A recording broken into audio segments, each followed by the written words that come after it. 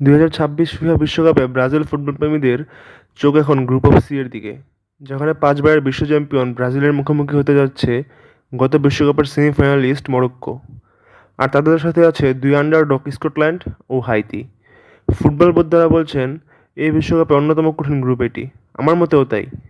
আজকের ভিডিওতে আমরা বিশ্লেষণ করব এই 4টি দলের শক্তি, দুর্বলতা এবং কারা যাচ্ছে পরবর্তী রাউন্ডে। প্রথমে আসি ব্রাজিলকে নিয়ে। ব্রাজিল নামটা শুনলেই ফুটবল ইতিহাসের কথা মনে পড়ে। 5টি বিশ্বকাপ, অসংখ্য কিংবদন্তি খেলোয়াড় এবং কোটি কোটি সমর্থক। এবারও তারা শিরোপার অন্যতম দাবিদার। দলের দিকে তাকালে ভিনিসিয়াস জুনিয়র, রাফিনিয়া, ক্যাসিমিরো এবং তরুণ এনরিকের মতো তারকা দেখা যায়। সবচেয়ে বড় সুখবর হলো ইনজুরি কাটিয়ে আমাদের সবার প্রিয় নেইমারের দলে ফেরা। এমন খেলোয়াড়দের নিয়ে যে কোনো ম্যাচে পার্থক্য গড়ে দেওয়া সম্ভব। তবে ব্রাজিলকে নিয়ে একটা প্রশ্ন থেকেই যায়, তারা কি বড় মঞ্চে নিজেদের সেরাটা দিতে পারবে? কারণ গত কয়েকটি বিশ্বকাপে আমরা দেখেছি ফেভারিট হিসেবে গেলেও শেষ পর্যন্ত ট্রফি ছুঁতে পারেনি তারা। এমনকি 24 বছর ধরে তারা ফুটবল বিশ্বকাপের সেমিফাইনালটিও খেলতে পারেনি। অন পেপার ব্রাজিলের এবার চ্যাম্পিয়ন হওয়ার দারুণ সম্ভাবনা আছে, তবে তাদের মূল দুর্বলতা হলো তাদের ফুলব্যাক পজিশন। ব্রাজিল যখন অল আউট অ্যাটাক করে তখন ডিফেন্সে যে ফাঁকা জায়গা তৈরি হয় সেটা মরক্কোর মতো কাউন্টার অ্যাটাকিং দলগুলো কাজে লাগিয়ে দিতে পারে। তাছাড়া রাইট উইংয়ে রদ্রিগোর অনুপস্থিতি কোচ কার্লো আনচেলত্তির জন্য বড় একটি পরীক্ষা। এবার আসি মরক্কোতে। আমার মতে এই গ্রুপের সবচেয়ে বিপজ্জনক দল হচ্ছে মরক্কো। 2022 বিশ্বকাপে তারা যা করেছে সেটা আফ্রিকান ফুটবলের ইতিহাসে অন্যতম বড় সাফল্য। তারা স্পেনকে হারিয়েছে, পর্তুগালকে হারিয়েছে এবং সেমিফাইনালে পৌঁছে পুরো বিশ্বকে চমকে দিয়েছে। মরক্কোর সবচেয়ে বড় শক্তি হলো তাদের দলগত খেলা। তারা হয়তো ব্রাজিলের মতো তারকা ভরা দল নয়, কিন্তু মাঠে সবাই নিজেদের দায়িত্বটা খুব ভালোভাবে পালন করে। হাকিমি, ব্রাহিম দিয়াস, ইয়াসিন বোনো, এই খেলোয়াড়রা এক মুহূর্তেই ম্যাচের গতিপথ বদলে দিতে পারেন। তাই আমি মনে করি ব্রাজিলের জন্য সবচেয়ে কঠিন ম্যাচটি হবে মরক্কোর বিপক্ষে।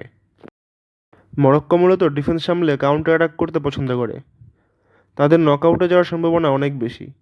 তবে ব্রাজিলের মতো হাই প্রেশার দলের সাথে একটানা 90 মিনিট গোল না খেয়ে লো ব্লক ডিফেন্স ধরে রাখাটা তাদের জন্য অনেক বড় চ্যালেঞ্জ হবে। এবার আসা যাক স্কটল্যান্ডের কথায়। বহু বছর পর তারা বিশ্বকাপে ফিরেছে।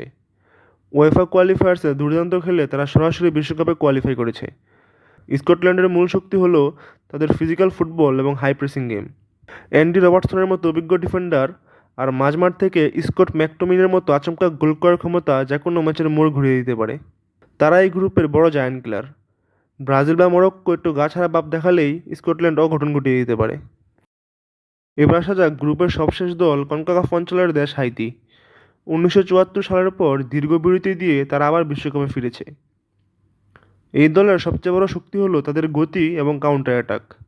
তাদের হারানোর কিছু নেই, তাই তারা একদম বুক চিতিয়ে অল আউট ফুটবল খেলবে। শক্তির বিচারে তারা এই গ্রুপে সবচেয়ে পিছিয়ে থাকলেও তাদের গতিময় ফুটবল গ্রুপের টেবিল উলটপালট করে দিতে পারে। কোনো দল তাদেরকে হালকাভাবে নিলে বড় মাসুল গুনতে হবে। এবার যদি প্রেডিকশনের কথা বলি, তাহলে আমি ব্রাজিলকে গ্রুপ চ্যাম্পিয়ন হিসেবে দেখছি। দ্বিতীয় স্থানে থাকবে মরক্কো, তৃতীয় স্থানে স্কটল্যান্ড এবং সবশেষ চতুর্থ স্থানে থাকবে হাইতি। তো বন্ধুরা, আজ এ পর্যন্তই। তোমাদের প্রেডিকশন কমেন্টে জানাতে ভুলবে না। আর ভিডিওটি ভালো লাগলে সাবস্ক্রাইব করবে। ধন্যবাদ।